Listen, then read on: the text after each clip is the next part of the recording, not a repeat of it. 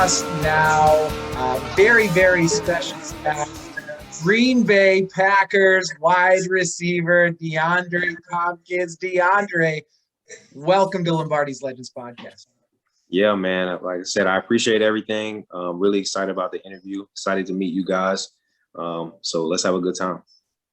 Yeah, listen, we're really pumped to have you on. I know we're just a couple of weeks from camp now, so we're, listen, we always ask our special guests the same question up front. Just tell us, how does it feel to be a Green Bay Packer? Man, it's different.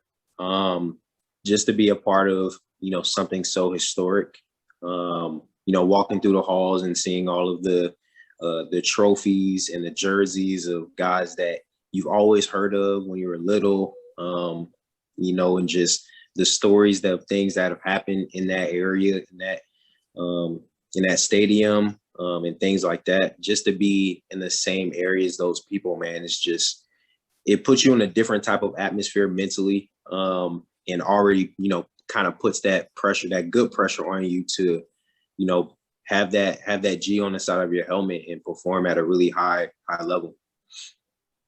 And DeAndre, for those that aren't as familiar with your path to Green Bay, can you tell us a little bit about how that went down? I mean, you were spent some time with the Eagles, the Falcons, XFL, or I'm sorry, not the Falcons, the Steelers. I apologize. Yeah. And then in the XFL. So how did that all go down? Were you kind of looking around for some other opportunities, or what led you specifically to Green Bay? Yeah, man, I was, during my draft process, I took an official visit to Green Bay. So I knew there were interest there. I knew about the staff and some of the players, obviously. So it was just, always some interest there that I felt, me personally. And then, as coming out of the COVID and, being a free agent, always staying ready for any opportunity that approaches. My agent just called me, man, and said, Green Bay has been interested in calling about you. So he said, hopefully, we'll get a call about bringing you in. And sure enough, next couple of hours, I'm on a plane and flying out there, man. Awesome. We're so happy to have you. And, you talk about, what it's like in Green Bay in your opening answer, but you're no stranger to playing for a team with a ton of history behind it. Went to Penn State, right? I mean, so do you think that helps you at all in your transition now to the NFL, playing for a college organization and program that comes from such high regard? A little bit. I feel like while we were at Penn State, our head coach, James Franklin, did a good job of bringing in some legends, some guys who've forged the way for not just Penn State, but for current athletes to this day. People like Franco Harris and things like that. So, we were kind of fortunate enough to have that connection with our alumni. So being here is kind of like that same pressure, but it's a little bit more just because, this is the highest of the highest stages. And these things are like etched in memories, and, they have a Hall of Fame with these guys as shrines and stuff like that. So it's a little bit different, but it does give you kind of like that rush and that experience of knowing like these guys been here. DeAndre, let's move on to the field. You had an opportunity now to participate in the full off-season program. How did everything go for you, and how are you feeling heading into camp in the next couple of weeks? Man, yeah, that first couple of days was a really big experience for me, just to get familiar with how things roll. My coach, the wide receiver coach, Coach Verbal, being able to communicate with him, see what his coaching style was like, and just connecting with the guys in the room mostly. It's a really big, the NFL is really big on connections and knowing the guy left and right of you. So just being able to go out and work with these guys, see what they got, see what I can come to the table with, and just build that trust was really good to get out there and feel some of that and grow some of that little by little before going into camp. And man, just going into camp is going to be just trying to, build on those connections that we've had, you know, in minicamp, with some guys not being there and, you know, having kind of limited reps. It's kind of hard, but, you know, at least there's some foundation there as we go. And you know, speaking about the reps too, you know, some of the guys, it was noted, weren't there for some of the start of the mini camp. Did that give you more of an opportunity to get more reps, you know, in front of the coaching staff? And how did you use that to your advantage? Oh yeah, for sure. Anytime, you know, there's any opportunity to get, you know, more film, more eyes on you, that's always best, especially in this league, in this organization. So I just tried to go in, man, and really the biggest thing is just eliminate mistakes. You know, MAs, missed errors, not reading things right. So really just to go out and prove to the coaches, like, you know, hey, I made a mistake, but I won't make it again. And then continuously striving to get better every rep, and just being able to show that presence. That was the biggest thing of taking advantage of those reps. And sorry, Wags, I've got a kind of a follow up there. When you're talking about that, it's really interesting to me in the NFL level. You know, is it about missing or trying to minimize errors? Is the first error permissible in camp, and then don't make that error again? Like, what's that like at the NFL level? Devontae Adams actually told me the first day I met him. The first thing he told me was, you have one grace period. Once you get told once, don't mess it up again. So that's kind of like, you know, the window in. Being in the league for a while, that's kind of like the norm. When you go to a team and you're trying to learn a playbook and you're trying to perfect certain things, it's kind of like that unspoken rule of, okay, we understand you don't know it, but when we tell you about it, don't mess it up again. You know what I mean? So it is one of those things where you really understand what being a professional is.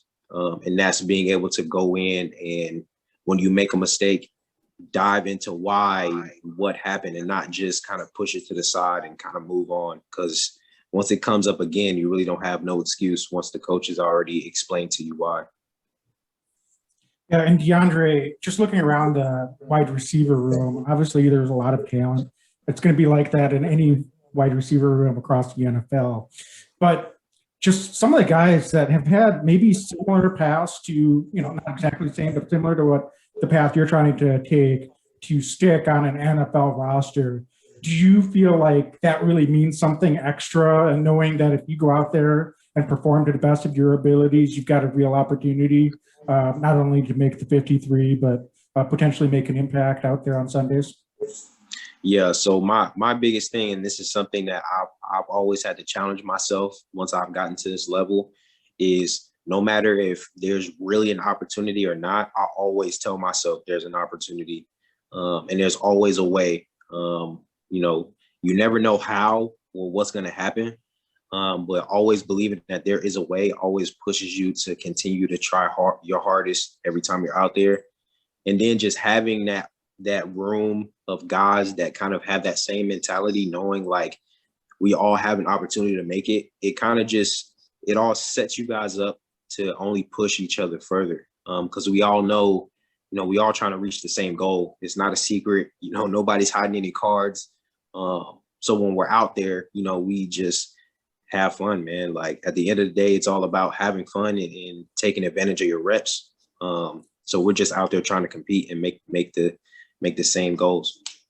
And certainly you're going to do everything you can as a wide receiver, first and foremost, but you've been, you know, a really successful return man in your career as well. Are the coaches giving you some opportunities to go back there? And it seems like a pretty open competition for the return job. So just curious if you're getting some reps back there, or you're going to get an opportunity to try to show them what you can do back there as well? Yeah, for sure, man. That's my goal. My thing is, you know, I don't know how you're going to use me, but as long as I'm being used, that's the biggest thing. But with mini camp, there's a lot of things you can and can't do as far as like full speed and having a full team out there and things like that. But, I definitely was out there catching punts. That's where I feel comfortable. Been doing it since I've gotten to college. And then kick return as well. I've been doing that as well. So that's kind of like, another home for me. Whether I have an opportunity there or not, I'm still going to go back there and catch them. Just because I've built that habit, and that's kind of something that, is my thing, man. Whether I can or not, Dre's going to be back there catching punts in practice. What's your take on the city of Green Bay so far? I'm not sure how much chance you've had to actually get out in Green Bay, but get out. Yeah, yeah.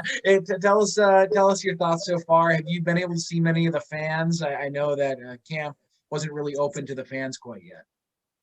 Yeah, man. Even though it wasn't open, there was a lot of people out there by the gates, taking pictures. And I met this really nice lady.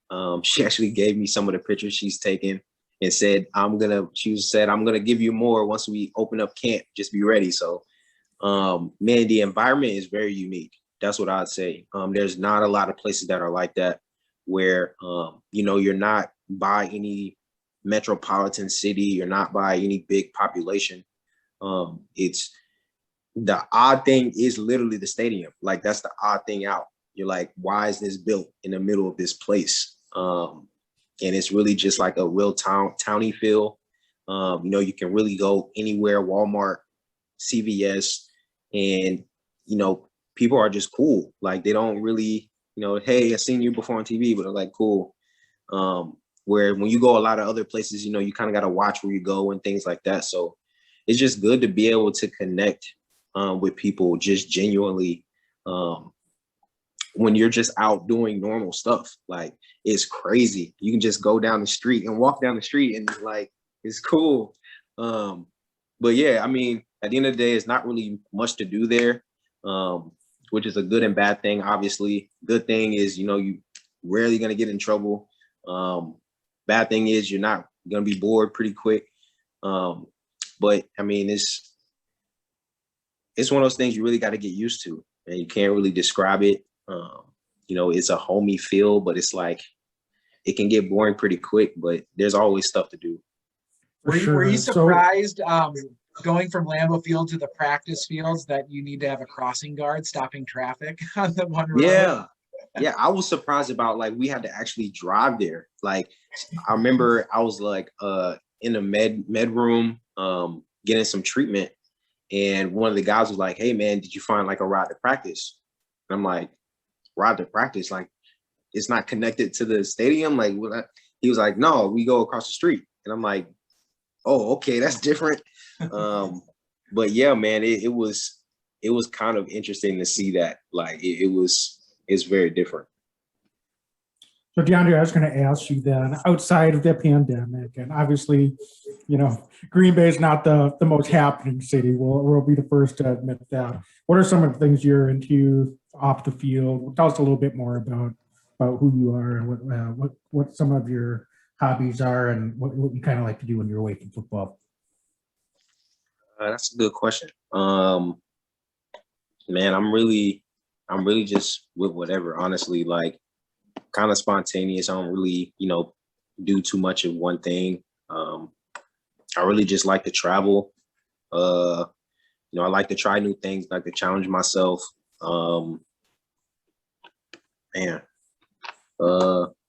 Did you have any particular place you were able to travel to in this off season, or has it still been a little bit locked down yet for you? Yeah, I mean, I went to, I go back home to Florida for a little bit. I'll get to see my father in Georgia. And then, I have my quarterback from the XFL, Cardale Jones. Me and him are going to link up in Columbus this offseason. So, just a little bit of here and there, nothing crazy, nothing fancy or nothing, but just being able to step out my comfort zone and see, different areas of the world, different type of people, in different positions in life. That's kind of like my big thing is I want to be able to experience different aspects of life, not just my own. And you grew up in Florida, correct? How was that? Or what were kind of your upbringing look like? Yeah, so I was born in Pensacola, Florida. My father was in the military. My mother works for the military. So around about 7, 8, I would say, we started moving a lot. Moved to Mississippi, Georgia, North Carolina. So we were all over the place. And yeah, that's really kind of like the story of my upbringing, man. Just every 2 years, always packing, finding out where we're gonna go next. Always was the new guy in school. Always had to prove myself to every coach everywhere I went. So it's kind of like the story of my life was always being that new kid trying to prove himself on the block every time. You think that makes you who you are now? Coming to Green Bay, now it's time to kind of once again show the type of player you are, the type of person you are in a new community. I think that does play a little role in just the lifespan of a free agent. You're kind of always in that prove mentality. Even when you kind of get to where you want to be at in life, you still like have to have that mentality. Just as an NFL player, you can never get too comfortable with your spot.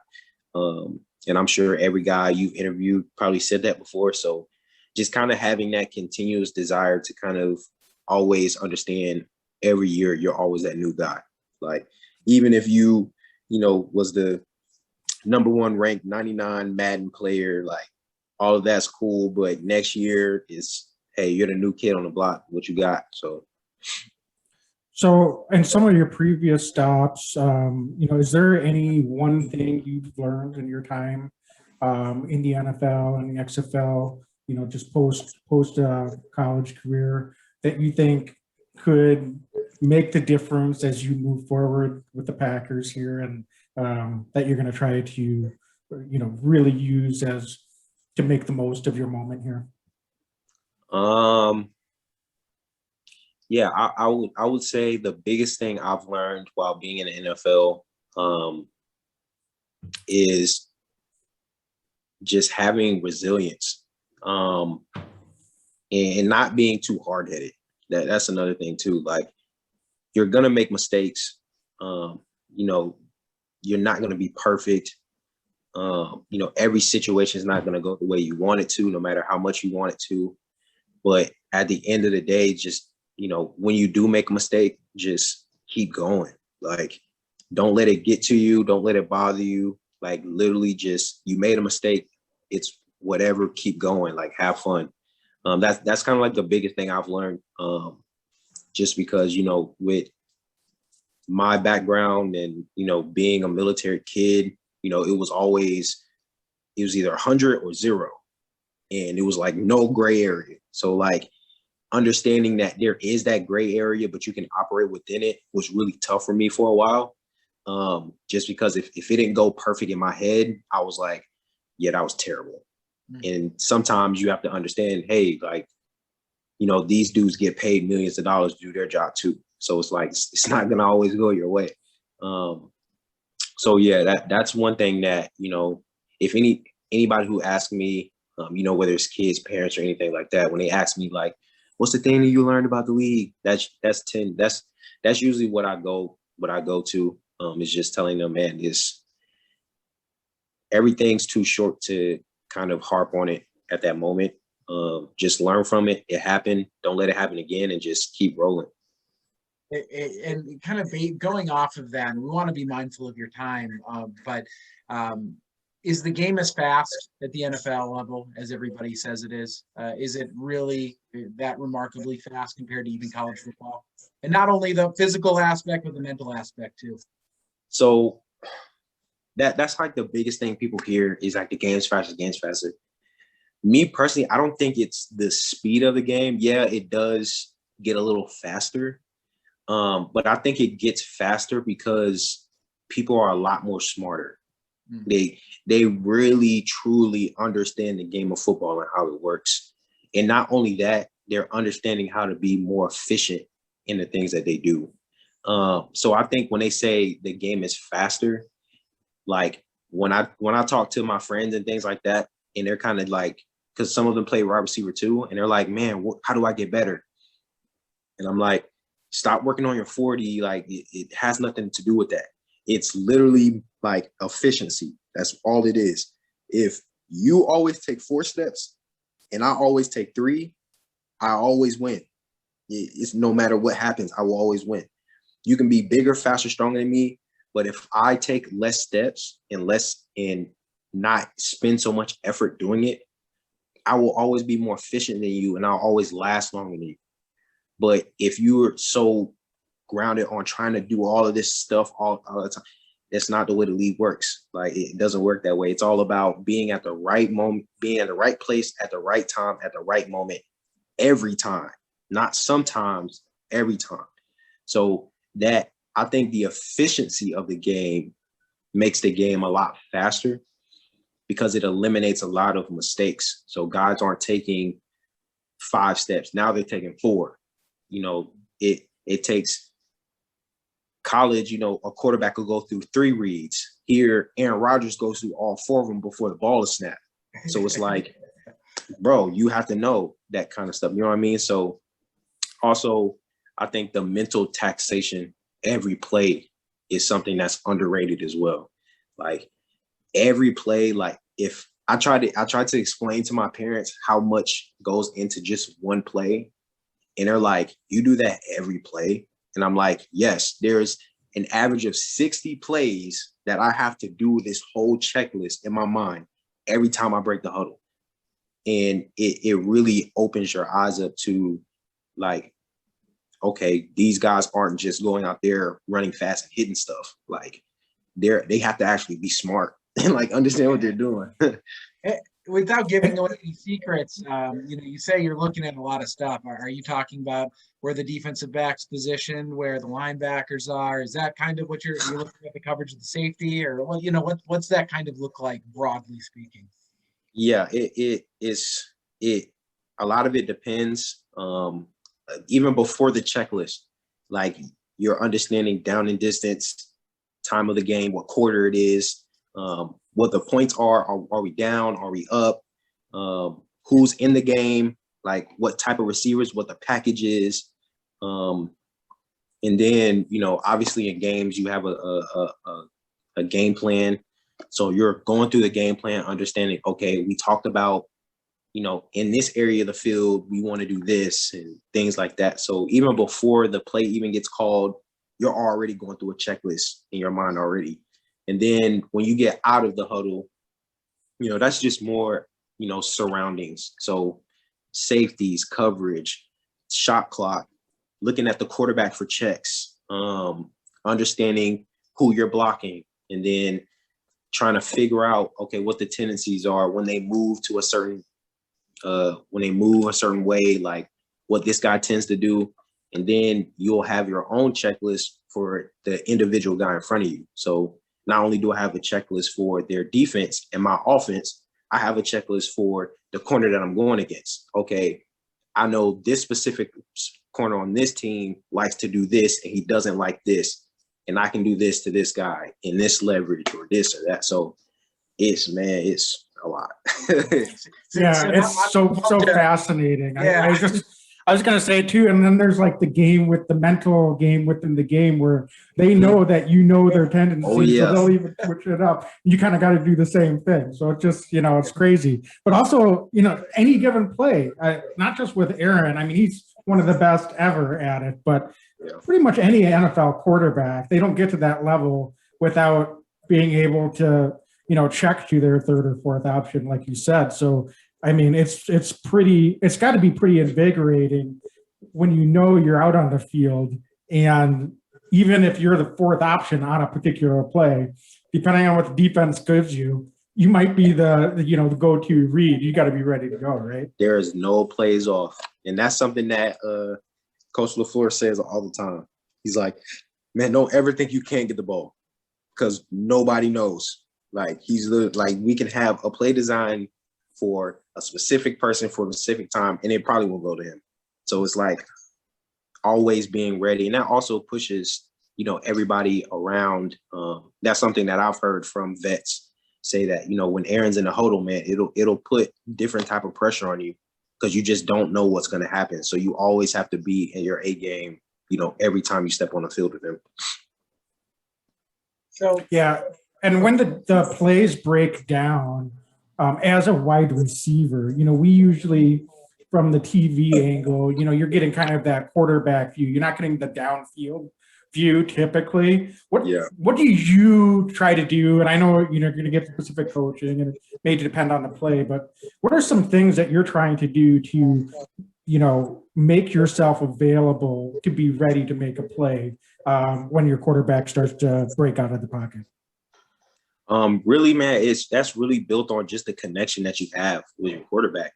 And that's something that, in college, somebody like Trace, who's not, the biggest quarterback there is, there was times where we would literally talk and I'm like, bro, did you throw the ball? Because I didn't see you. And I don't know how you saw me. And he's literally like, I just knew where you were at. Like, I knew from previous practices and when we ran routes together, I just knew you were going to be there. And so that's just one of those things where, you're just relying on, your habits and your trust and just the feel of the game. That's when it becomes fun, when there's less thinking and it's just the feel. You just know, like, when I turn my head, the ball's going to be there. Like, I don't have to worry about it. So, last question I have for you, completely unrelated to football, because I think we could talk all night. You're a busy guy. Music. Are you a music guy? Are you a movie guy? What do you listen to before the games? What gets you hyped? Big music guy. I love movies, but if there's one thing I can't do without, it's my music, man. I don't know, it's something about it, man. It just gets you in a different mode. But yeah, man, I have a playlist. It's kind of all over the place, man. It's just, I don't know how to describe it. There's a little bit of hip hop, a little bit of everything on there. But really it's just a way for me it's those songs that when you hear, you kind of just black out and you only hear the song. Like when you're in your car and you hear this song for the last 3 minutes, you're like, I don't remember what happened in traffic. It's kind of like those songs to me. Everybody has those certain songs where they're like, this is my jam. So I got a playlist of those that when I just put that music in, man, it's like nobody's ever around me. I'm just in my own little mode. And my brain just shuts off. Like, I'm not stressed. I'm not thinking about anything. It's just my time to kind of like step out of that role of being a football player and just getting back to, being a kid where you didn't have to wake up and be stressed about so much. DeAndre, it's been awesome to talk to you. Thank you so much for coming on. And for you Pack fans out there that want to go check out DeAndre at Camp, number 6, or you go check out the highlight tapes. Lots of good film out there. So DeAndre, thank you so much for joining us. Best of luck in camp. We'll be up there. We'll give you a shout out. Before you go, can you give us a Go Pack Go? Oh yeah, Go Pats Go. Go Pack Go. Go Pack Go. Thanks, DeAndre. Have a good night. Yep, you too. There ain't no second place in Lambeau. It's a whole new game.